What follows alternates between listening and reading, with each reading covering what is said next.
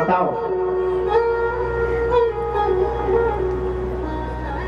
श्री सूत जी महाराज ने कहना प्रारंभ कर दिया कि ऋषियों एक बड़ा सुंदर दृष्टांत है कि एकदा हि विशालायां चत्वार ऋषयो मलाः सत्संगार्थं समायाता ददृशस्तत्र नारदम्। कहते एक समय की बात है, नारद भगवान। नारद भगवान कौन है? आज के समय के हिसाब से देखा जाए तो कौन है नारद जी? मीडिया प्रभारी। इस लोक की खबर उस लोक में, उस लोक की खबर इस लोक में, जहां का तहां बात फैलाना। नारद जी की गति ऐसी है कि चाहे पक्ष का व्यक्ति हो, चाहे विपक्ष का हो, देवता हो, दानव हो, नारद गृहस्थ हो, वानप्रस्थ हो, संत हो, नारद जी का सम्मान हर जगह है, कहीं भी जा सकते हैं। दैत्यों के यहाँ भी यदि नारद जी जाते हैं तो वो भी सम्मान करता है, चाहे वो कंस ही क्यों ना हो। मृत्यु लोक में आ जाए सदगृहस्थ भी उनका सम्मान करते हैं। कैलाश पर चले जाए नारद जी तो माता सती, महारानी पार्वती भी उनका गुरुदेव के समान स्वागत करती है। हर लोक में गति करते हैं नारद जी। कहते एक समय की बात है, नारद जी भ्रमण करते करते हरिद्वार से थोड़ा सा ऊपर, कहां पर पहुंचे? बोले विशालापुरी के पास। विशालापुरी कौन? बोले बद्रीनाथ धाम। वहां पर क्या देखा? देखा कि 4 ऋषि, 4 कुमार ब्रह्मा जी के, जो सृष्टि के सबसे पहले पुत्र है ब्रह्मा जी के, सनक, सनंदन, सनातन, सनत कुमार, चारों ऋषि बद्री विशाल धाम से नीचे हरिद्वार की तरफ बढ़ रहे थे। क्यों? बोले सत्संगार्थम समायाता, सत्संग करने की इच्छा से मृत्यु लोक में आ रहे थे। क्योंकि वहां पर भी सत्संग नहीं था।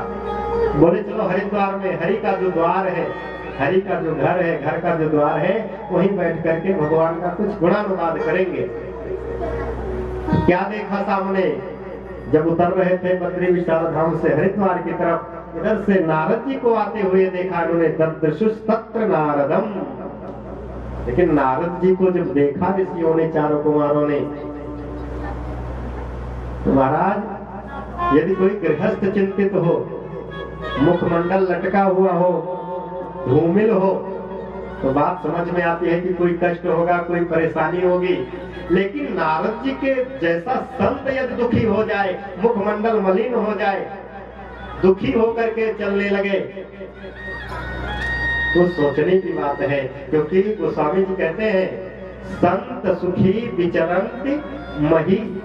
संत ही एक ऐसा है जो जीवन में सुखी है, और बाकी संसार में कोई सुखी नहीं है। जो राम जी का दास है वही सुखी है। अब किसी को शारीरिक पीड़ा है, और किसी को धन चाहिए, किसी को कीर्ति चाहिए, किसी को यश चाहिए, किसी को कुछ चाहिए। कहते कोई तन दुखी, कोई मन दुखी, कोई तन से परेशान है। महाराज कैसे? बोले घुटने से उठा नहीं जाता, कमर में दर्द हो गई। क्या है? बोले तन दुखी। कोई तन दुखी, कोई मन दुखी, कोई मन से दुखी है। कैसे? पड़ोसी का ये बनता कैसे चला जा रहा है, ये तरक्की क्यों कर रहा है, ईर्ष्या भर गई मन में, मन से दुखी है। महाराज हम नहीं कर रहे, करना नहीं चाहते, बस केवल दुख, दैव दैव आलसी पुकारा। बस भगवान को मिथ्या दोष करते हैं कि हम बहुत कुछ करते हैं, भगवान हमारे लिए कुछ नहीं करते। मिथ्या दोष। कहते कोई तन दुखी, कोई मन दुखी, और कोई धन बिन राहत उदास। कोई धन के बिना उदास है, रात दिन लगा है, कैसे एकत्रित कर ले सारा खजाना संसार का हमारे कदमों में आ जाए। लेकिन ये नहीं जानते जो माता लक्ष्मी है उनकी सवारी एक उल्लू की भी सवारी है। जो बेईमानी के द्वारा, शैतानी के द्वारा, छल के द्वारा, कपट के द्वारा धन का अर्जन करता है महाराज, तो उसके घर में कैसे लक्ष्मी आती है? बोले उल्लू वाली लक्ष्मी जी आ जाते हैं। उल्लू का सवारी कौन है? वाहन। लक्ष्मी जी का वाहन कौन है? उल्लू। तो उल्लू वाली लक्ष्मी कहाँ आते हैं? बोले शैतानी मक्कारी चोरी के द्वारा कमाए गए धन में उल्लू वाली लक्ष्मी जी आती है। कुछ समय के लिए आकर के उल्लू बना करके धीरे से बैठ करके चली जाती है। ये नहीं जानता व्यक्ति, लक्ष्मी पति बनने की चेष्टा मत करो, लक्ष्मी पुत्र बनने की चेष्टा करो, क्योंकि लक्ष्मी के जो पति हैं वो तो सिर्फ और सिर्फ नारायण है। बोले लक्ष्मी नारायण भगवान की। कोई तन दुखी, कोई मन दुखी, कोई धन बिन रहत उदास। धन के बिना उदास है महाराज। थोड़े थोड़े सब दुखी, सब थोड़े थोड़े दुखी है किसी ना किसी बात को लेकर के। किसी को पढ़ाई का टेंशन, किसी को खेत का टेंशन, नाना प्रकार के। अच्छा टेंशन है क्या? टेन माने 10 और सन माने सूरज। अब बताओ, एक सूरज की गर्मी सही नहीं जाती, तो जब 10-10 टेंशन ले लेंगे, 10-10 सूरज के बराबर जब ताप भर लेंगे अंदर, तो सही कैसे जाएगी? कहते कोई थोड़े थोड़े सब दुखी, सब थोड़े थोड़े दुखी हैं, तो सुखी कौन है? कि थोड़े थोड़े सब दुखी, सुखी राम जी के दास। जो राम का दास बन गया, जो संत हो गया, जिसको संसार से, संसार को जिसने समझ लिया। ये जो रिश्ते नाते हमने बनाए, ये सब ट्रेन में बस में बैठे हुए यात्री की तरह है। जब जिसका स्टेशन आएगा वो धीरे धीरे उतरता जाएगा। अब आप बढ़िया रिजर्वेशन कराओ यहाँ से इंदौर जाने का। हमारे गब्बर भैया इंदौर रहते हैं। अच्छा एक बड़ी विचित्र बात, कल जब हम यहाँ उतरे तो सबसे पहले इन्हीं को खोज रहे थे, क्योंकि ना हम यहाँ किसी को जानते थे और वो भी शायद हमें नहीं जानते थे। यदि व्हाट्सएप पे हमने एक दूसरे की डीपी देखी होगी तो पहचानते होंगे। बस फोन से एक दो बार शायद बात हुई और ये सारा कार्यक्रम बन गया। अब यहाँ से बढ़िया कहीं मुंबई जाने का, इंदौर जाने का, टिकट कराओ ट्रेन का, और ट्रेन में जा करके आप टिकट लेकर के अपनी सीट पर बैठ गए। अब तो घमंड नहीं, मेरी सीट है। वो व्यक्ति ये नहीं सोचता कि ये कल किसी और की भी थी। एकदम शाम से बैठे, यदि कोई आकर के वेटिंग वाला बैठ जाए, जो प्रतीक्षारत सूची में है, यही कोशिश करते हैं किसी तरह यहाँ से हट जाए तो हम 5 पैर फैला के लेटे अपनी बर्थ पे, सीट पे। और धीरे धीरे जब बैठ गए तो और 2-4 लोग आकर के बैठ गए अपनी अपनी सीट पर। सबकी सीट बुक है। ट्रेन चल पड़ी, आपस में धीरे धीरे परिचय होने लगा। माताओं का तो विशेष, भैया माताएं जिस जगह बैठी हो परिचय ना हो ऐसा हो ही नहीं सकता। परिचय हो जाता है। ट्रेन चल पड़ी, 4-6 घंटे का सफर बीत गया।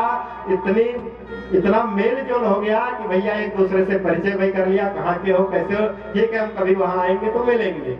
ये 2-4 घंटे की यात्रा में महाराज तालमेल बन गया। तब तक पता लगा कि किसी का बीच में स्टेशन आ गया उतरने का। गोंडा से चले लखनऊ आ गया। अच्छा भैया तो राम राम, अब हम चलते हैं, अब आगे का सफर आपका मंगलमय हो। वो व्यक्ति लखनऊ उतर गया। फिर से ट्रेन चलने वाली थी, तब तक उस सीट पर दूसरा यात्री आकर के अपनी टिकट लेकर के बैठ गया। फिर ट्रेन चल पड़ी, आप चल पड़े।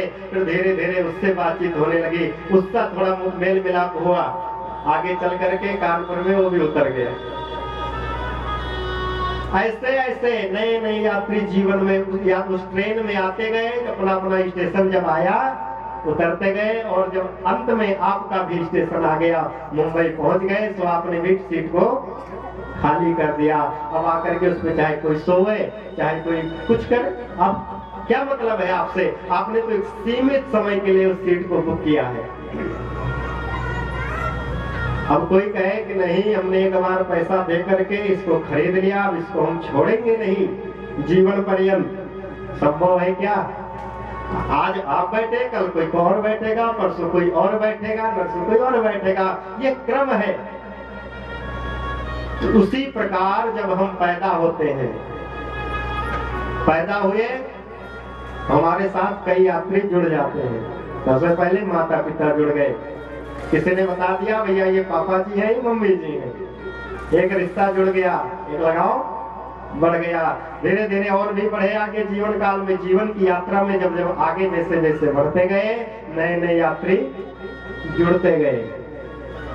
तब तक पता लगा गुरुकुल में या पढ़ाई करने स्कूल में चले गए, वहां कुछ यार मित्र बन गए, दोस्त बन गए और यात्री जुड़े।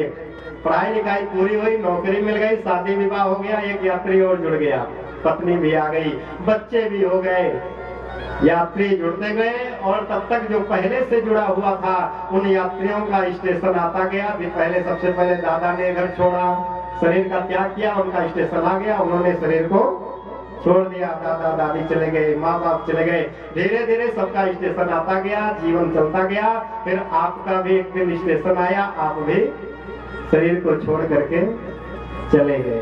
ये जीवन कैसा है? बोले ट्रेन में बस में बैठे हुए यात्री की तरह है। इसको ये मत मान लो, इससे इतना लगाव मत कर लो कि बस सब कुछ यही है। सब कुछ यदि कुछ है तो वो सिर्फ और सिर्फ भगवान है। जिन परमात्मा ने इतना सुंदर बढ़िया शरीर दिया, हाथ पैर दिए, आंख कान नाक मुख सब दिया, और उन्हीं परमात्मा ने हमें बढ़िया सुंदर 24 घंटे दिए।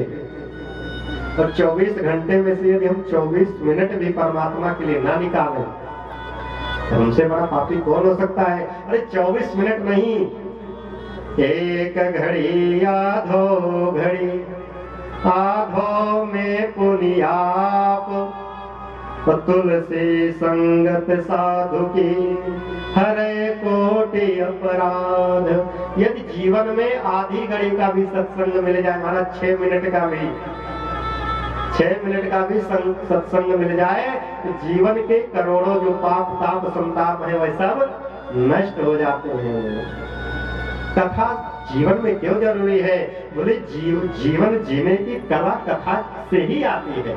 ऐसे तो पशु भी जीवन जी लेते हैं घास फूस खा करके, लेकिन जो मानव जीवन है वो एक आदर्श जीवन है। और आदर्श जीवन को कैसे जीना चाहिए ये हमें कोई स्कूल की शिक्षा या कोई हमें विज्ञान नहीं सिखा सकता। ये हमें हमारे शास्त्र, हमारे ग्रंथ, ऋषियों ने जो बनाया है, संतों ने जो दिया है, उसी धरोहर से हमारा जीवन सुधर सकता है। एक आदर्श जीवन कैसे जिए, एक आदर्श परिवार कैसे बनाए, आदर्श समाज का निर्माण कैसे करें, ये हमें शास्त्र ही सिखा सकते हैं।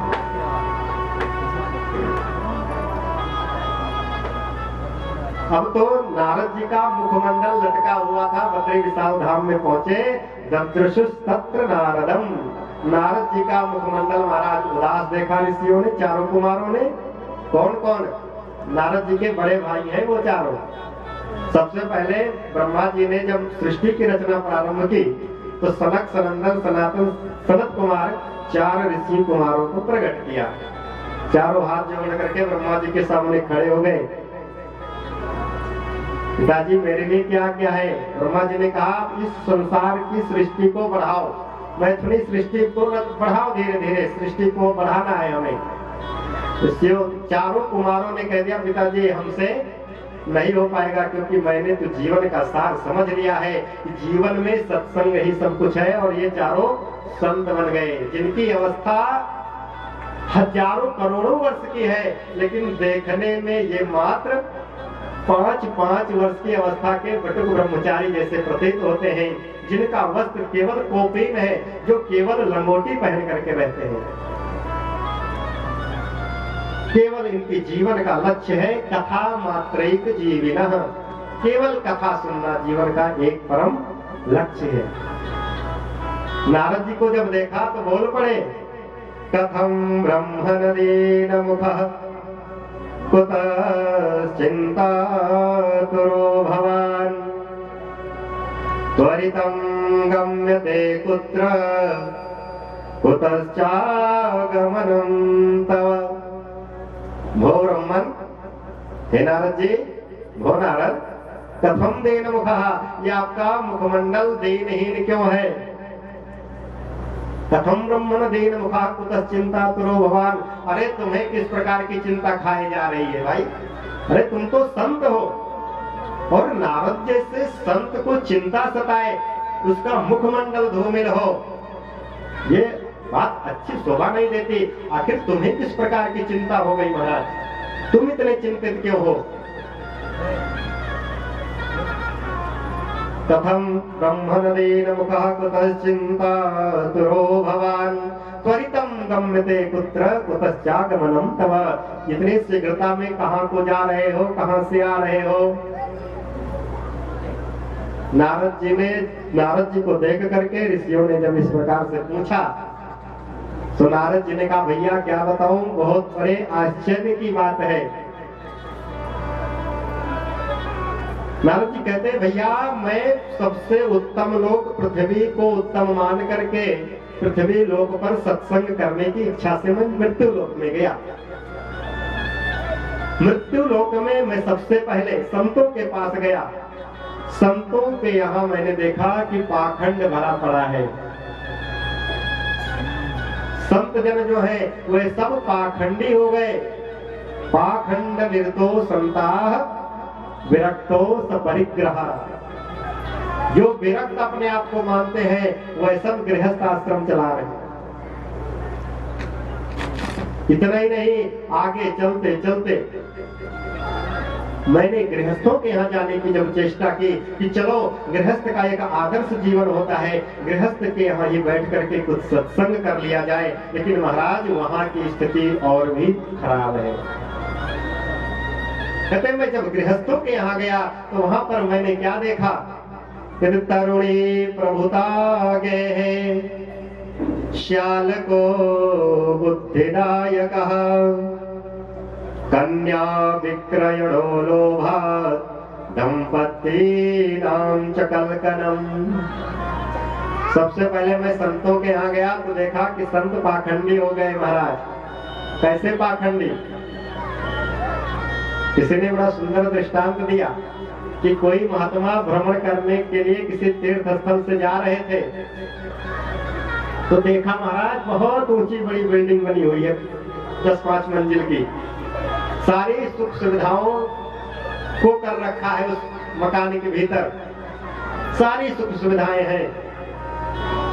संत भगवान ने किसी से पूछा, भैया इतना सुंदर मकान किसका बना हुआ है, इसमें कौन रहता है? संत भगवान को उत्तर मिला, ये त्यागी जी का महल है। तो आप विचार करो, नाम त्यागी जी, महल 10 मंजिला, सारी सुख सुविधा। राम राम करते हुए संत भगवान और आगे बढ़े।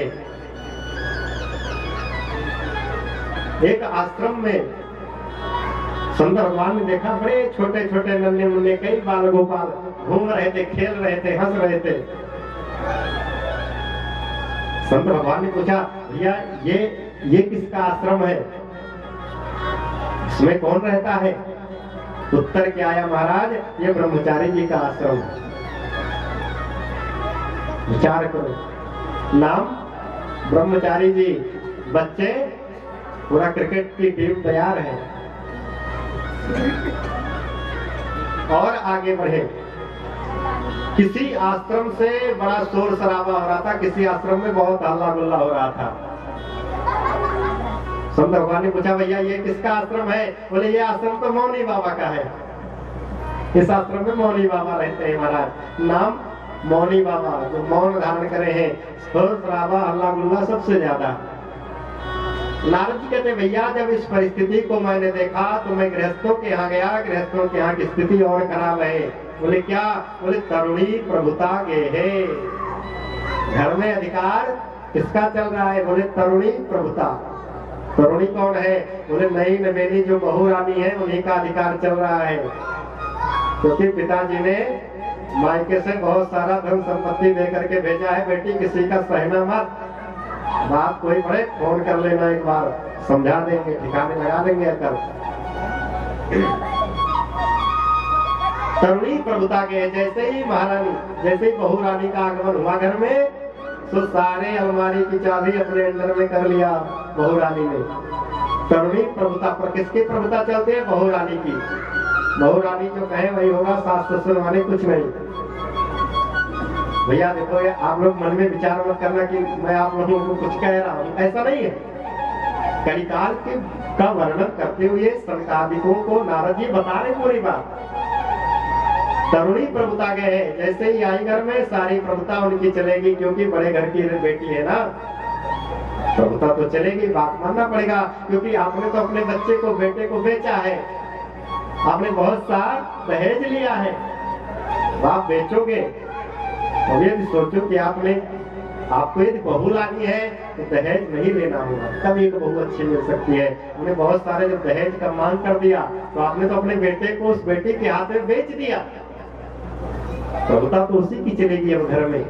तरुणी प्रभुता गेहे श्याल को बुद्धिदायक। और जो साले साहब लोग हैं वो घर में सलाहकार बन करके बैठे हैं। कोई भी बेटा अपने ससुराल पक्ष का सुनने के लिए तुरंत राजी है। जो साले साहब हैं वही एकदम 100 में 100% सही बात है। बाकी माँ बाप चिल्लाते रहे हैं, बूढ़े हो गए, चुपचाप बैठे रहो। श्याल को बुद्धिदायी का साले साहब जो कहे वही बात सही, बाकी सब बेकार की बातें हैं। इतना ही नहीं महाराज, गृहस्थों के यहाँ की स्थिति और भी विचित्र हो गई। कन्या विक्रयणो लोभात, लोभ के वशीभूत होकर के लोभ की पराकाष्ठा इतनी चरम पर पहुंच गई कि कन्याओं का क्रय विक्रय होता है। अपने यहाँ तो अभी बहुत अच्छी व्यवस्था है महाराज। जब आप पूर्व उत्तर में जाएंगे, बिहार को जब आप पार करेंगे, अन्य और भी कई ऐसे प्रदेश हैं जहां पर बेटियों को धन लेकर के बेचा जाता है। बेच देते हैं लोग बेटियों को पैसा लेकर के। ये मानो व्यास भगवान ने उन्हीं लोगों के लिए लिखा, कन्या विक्रयणो लोभात, लोभ के वशीभूत होकर के कन्याओं का क्रय विक्रय करते हैं। और इतना ही नहीं महाराज, अब तो पति पत्नी का रिश्ता भी इतना खराब हो गया कि बात बात पे झगड़े हो जाते हैं। पतिदेव ने कोई बात कह दी तो महारानी जी नाराज हो गई और धीरे धीरे बात बढ़ती गई, तो में शुरू हो गई और बात बात में झगड़ा बढ़ता चला गया। दंपत्ति राम चकल कनम, बात बात में पति पत्नी में विवाद होता रहता है। पहले वाक युद्ध वाणी के द्वारा, बात और आगे बढ़ी तो हाथ पैर से भी मारपीट भी हुई, बात और आगे बढ़ी तो थाना पुलिस कोर्ट कचहरी तक हो जाता है। और अंत में स्थिति क्या आती है आप लोगों ने देखा होगा, चलो भैया तलाक लो। ये कलिकाल का वर्णन करते हुए मानो व्यास जी ने स्पष्ट रूप से उस समय बैठ करके आंखों को बंद कर देखा हो कि आने वाला समय यही होने वाला है। दंपत्ति नाम चकल कनम, कहते जब इस प्रकार से गृहस्थों के यहाँ की स्थिति देखी, मन को शांति नहीं मिली, समय धीरे धीरे और आगे बढ़ने लगा। हरिक्षेत्रम कुरुक्षेत्रम श्री रंगम सेतु बंधनम, हरिद्वार में गया, कुरुक्षेत्र में गया, सेतु